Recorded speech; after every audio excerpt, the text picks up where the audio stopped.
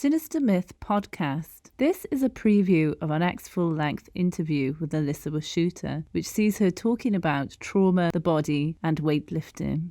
So I have been physically active on and off for periods of my life. I was a fencer in college. I was sort of inactive for a while. I had quite a few sports injuries. Most of my major joints are at least a little bit busted. And most recently, I had taken up weightlifting again. And something I noticed at first when I was lifting was that I had been having PTSD episodes, partly in response to just like what I was seeing on the news, what I was seeing on my Twitter feed, but also just some very triggering things that were happening in a relationship that I was in. So in part, I was lifting as a way to deal with some of those mood episodes and PTSD episodes. And I would notice that as I was lifting, especially deadlifts or squats, things where I was like really moving my hips, things just felt like they would come out. I would get extremely emotional sometimes. And this doesn't happen anymore, but this happened a lot when I was first lifting.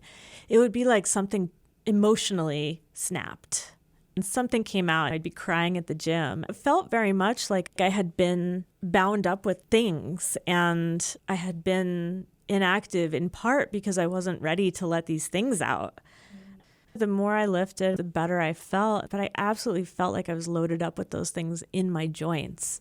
And just like now I'm wondering, does that have something to do with why I'm so injured? My knees, my ankles, both hips at this point, and my shoulder. So I got one shoulder left that doesn't have an injury in it.